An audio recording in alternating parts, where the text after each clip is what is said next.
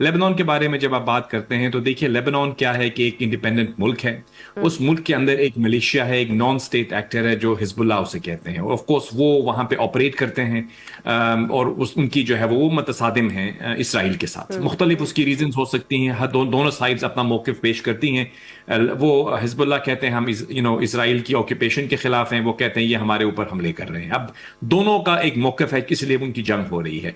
अब वो ये कहते हैं कि इस मसले का अगर हम ये एक तरफा हल नहीं मुमकिन, दोनों अतराफ की बात सुन के आपको जो है हल करना पड़ेगा। इसी तरह अगर आप इराक में चली जाए, वहां पे इस तरह की और भी नॉन स्टेट एक्टर्स मौजूद मिलेंगे आपको। यमन चले जाए, वहां पे भी दो तीन एक्टर्स मिलेंगे आपको, जो वहां पे एक तो मुल्क है, एक मुल्क के अंदर मौजूद जो आप क्या कह सकते हो नॉन स्टेट एक्टर्स ही कह सकते हैं। अब ये जो एंटिटीज एग्जिस्ट कर रही हैं, इनका इशू रिजॉल्व करना अगर आप चाहेंगे तो फिर तो इस खत्ते में बहुत सारे मामलात हैं जो कि जेर बहस आएंगे। एक तो एक तरफा तो उसका हल नहीं मुमकिन।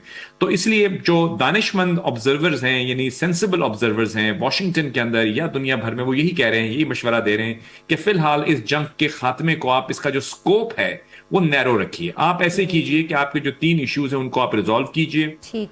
आप ना हुर्मुज को खोलिए, और उसके बाद जो एटम उनका है, जो सॉरी यूरेनियम जो है उनका यूरेनियम। न्यूक्लियर प्रोग्राम, उसके हवाले से, क्योंकि जंग शुरू करने की जो जो उन्होंने वजह बताई थी वो तो यही बताई थी कि इसको, हाँ। उनको ये खतरा है कि ईरान जो है वो न्यूक्लियर असलाहा बना रहा है, न्यूक्लियर बम बना लेगा, हमने ठीक है। उनको रोकना है। तो अगर उसके ठीक है। हवाले से एश्योरेंस मिल जाती है तो फिर आप इस जंग को खात्मे की तरफ लेके जाइए, वरना तो अगर आप इसको खोलते जाएंगे तो ये तो फिर एक बहुत बड़ी कैनवस बनेगी जिसमें हर जगह आपको 2 मौकिफ मिलेंगे, अच्छा कहीं 3 अच्छा, मिलेंगे, फिर तो ये कभी आपने खत्म नहीं बिल्कुल होगा। बिल्कुल दुरुस्त फरमाया कि एक बहुत बड़ी कैनवस बनता हुआ ये सारा मामला जो है ये दिखाई दे रहा है।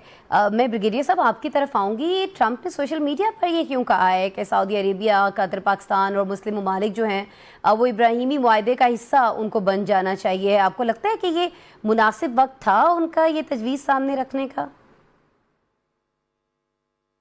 की बड़ी पॉलिटिकल डिजायर थी, और वो चाहते हैं कि जो मोमेंटम एक बना हुआ है, एक माहौल बन रहा है, तो इसको सीज करे, उस मोमेंटम से एक ब्रॉडर इस्लामिक कंसेंसस डेवलप करके इब्राहिम अकॉर्ड का जो एक जियो स्ट्रेटेजिक स्ट्रक्चरिंग वो चाहते हैं, वो उससे एक फायदा उठाना चाहते हैं, जो मुमकिन किसी सूरत में भी नहीं है।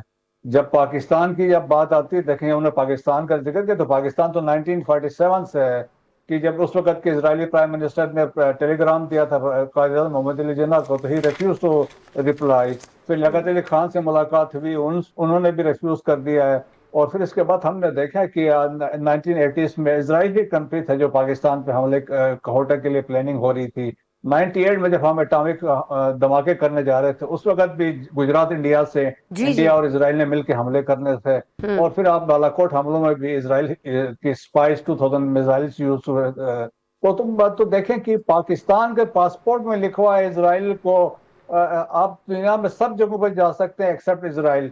सो that is the credibility. So Pakistan पे कोई ठीक है। कंपल्शन नहीं है, पाकिस्तान पे क्लैरिटी है। 67 से पहले की सिचुएशन, अलकुस अल शरीफ कैपिटल होगा, 2 स्टेट सोल्यूशन बनेगा। सो पाकिस्तान इसके बाद फिर सोचेगा हमने क्या करना है, अदरवाइज नहीं होगा। तो ठीक है जी। उसमें ज़ाहिर है पाकिस्तान ट्वीट को में इसके भी लिए कुछ मजबूर नहीं किया जा सकता, और ख़ास तौर पर तब जब पाकिस्तान अपोजिशन जो है वो इतनी मजबूत है।